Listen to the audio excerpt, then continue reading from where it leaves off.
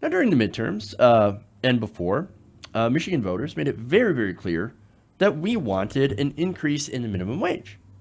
Now, we overwhelmingly got signatures for a proposal that would ensure workers received a pay raise. Now, it's a modest pay raise, but nonetheless, it's a pay raise. And also, we wanted paid sick leave, just a little bit. Now, of course, those Republicans, they didn't want that. They're not in favor of that. And they, of course, used some tricky moves in order to gut a proposal so that they could serve their donors. Now, yesterday, the state's Republican led Senate had pushed through major changes to both the minimum wage initiative and one that would have guaranteed paid leave for Michigan workers. Now, under the original minimum wage proposal, to show you how much they hate any sort of progress, the state's minimum wage would have gone up from $9.25 to $12 an hour by the year 2022. $9.25 to $12 an hour. Now, look, that is not a huge increase. That's very meager. Because, and the reason I give you that is I'm going to give you some context here, right? So you might think, oh, $12 an hour, that's a lot of money, dude. Ooh, that's living high, right? And $15 an hour, you crazy dog. I mean, we'd be selling $10 cheeseburgers. That's not exactly true. There have been plenty of states that have raised their minimum wage to $15 an hour, and McDonald's did not respond by making people buy $10 cheeseburgers. That's just not true. But anyway, now, to give you the context, right? According to MIT, a single parent in Michigan would need to earn a total of $23 an hour to make a wage that they could live on. This is without having to go on government assistance to help them out. So this is basically being able to afford to live, to get the minimum. $15, right? Or $23 an hour. This ballot initiative asked for 12. And yet, Republicans, they're like, no, we don't even want you to have half that. You want a helpful loaf? Too bad. Here's some crumbs. Under the Republican proposal, workers would have to wait until 2030 to get $12 an hour. So they couldn't get rid of it completely, and that's because of the Michigan Constitution. But they managed to slow it down a lot. And besides, here's the thing. Inflation, by the time it's 2030, inflation would have knocked out any possible gain to it anyway. And look, to be honest, wages have not gotten even close to keeping up with inflation, not to mention productivity. If inflation and productivity were factored in, we'd be making anywhere from $25 to $30 an hour, the minimum. So keep that in mind. Not only that, but tipped workers got screwed over pretty bad in this one as well. Their wages will only go up to $4 from $3.52 per hour by 2030 under the Republican proposal. So tipped workers, enjoy your eventual in 2030 less than 50-cent raise. Wow. Great.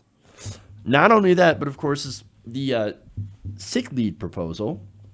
Now, the sick leave proposal was gutted as well, and originally that was supposed to allow workers to accrue 1 hour of paid sick leave after 30 hours of work.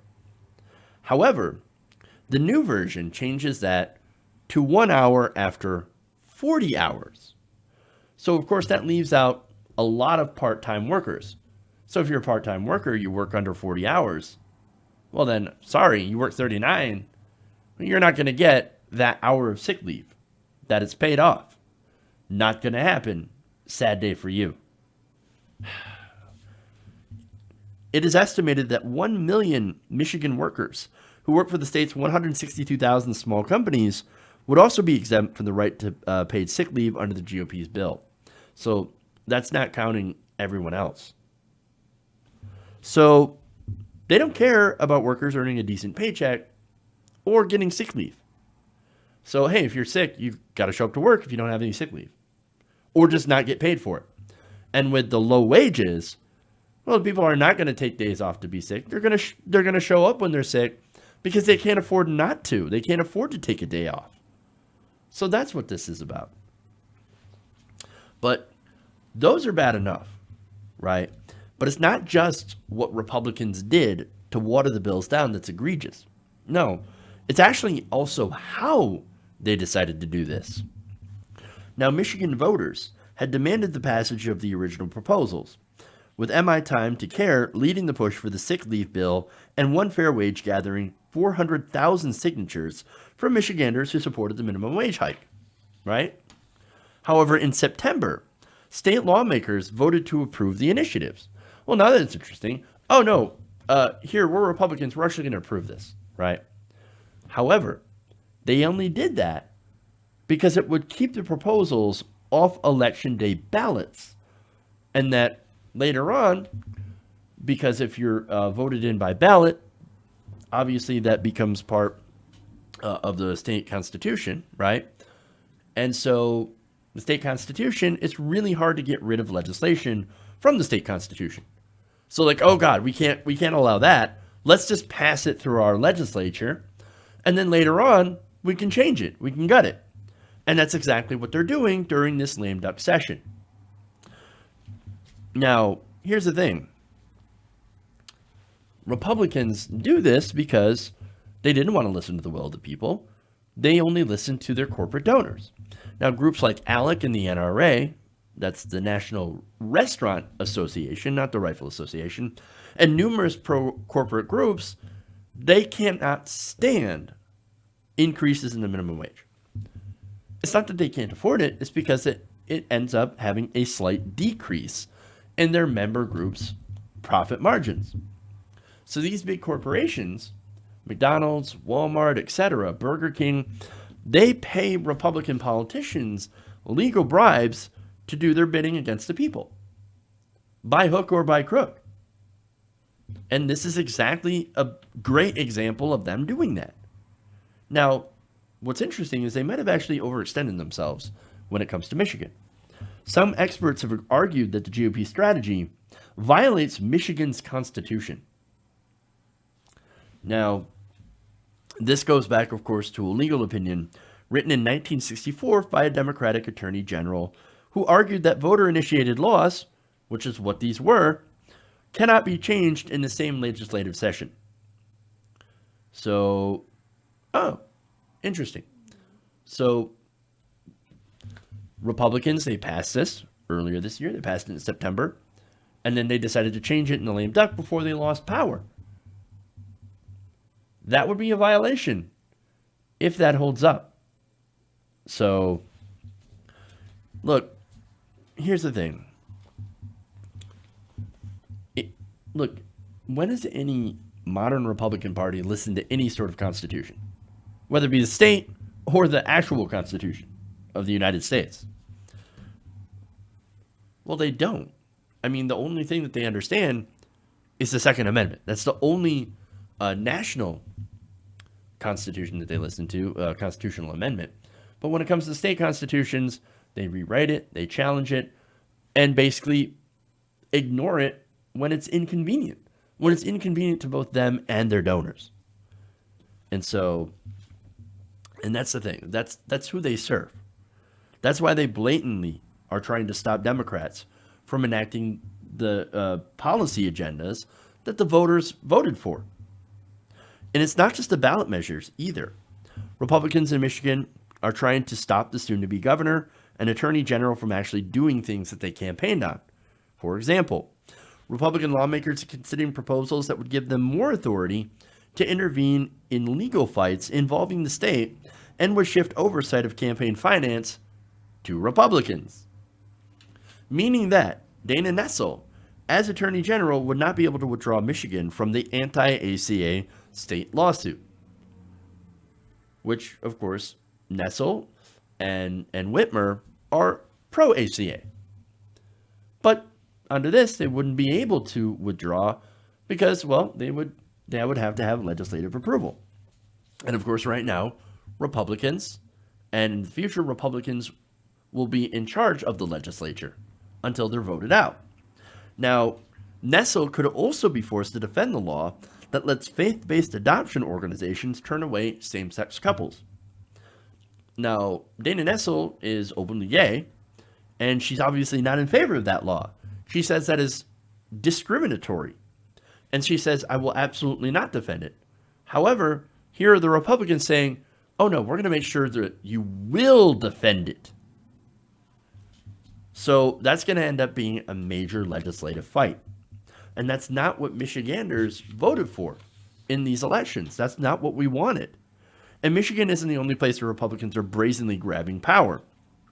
You also have Wisconsin, that stripped both the governor and the attorney general of some of their powers. In North Carolina, there's a bill that would require election boards in every county in the state to be chaired by a member of the political party with the highest number of registered voters in odd-numbered years. Now, wait, well, that's weird. Now, during even-number years, the boards would be chaired by a member of the party with the second highest number of registered voters. Now, why would you do that? That's really strange. Why set it up like this? Well, it turns out in North Carolina, they have more registered Democrats than Republicans. I know that's a big shock. I was surprised.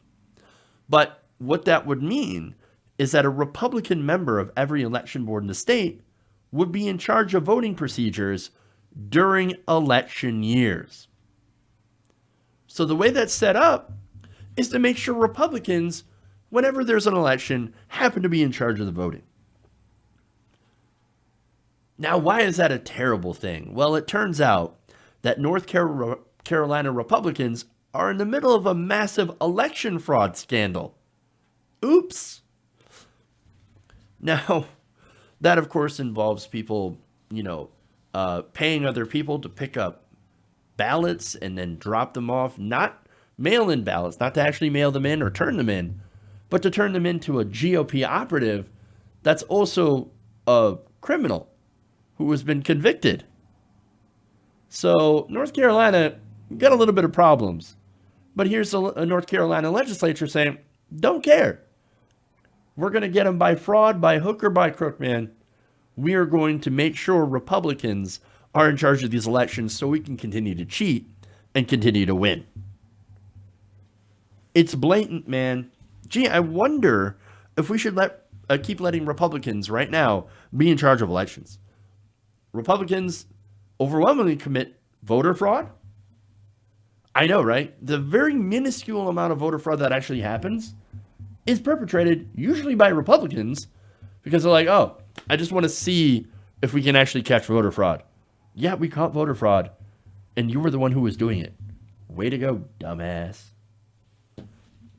And then, of course, electoral fraud is overwhelmingly done by Republicans as well.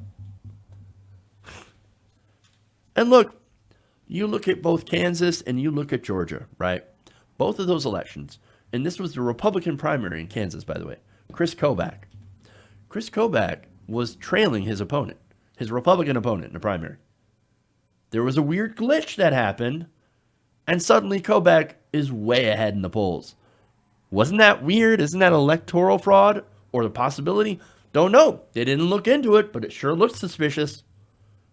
And then, of course, you had Brian Kemp in Georgia, who was running that election and refused to resign as a head of that election until it was certain that he had beat Stacey Abrams in a race that was really incredibly close.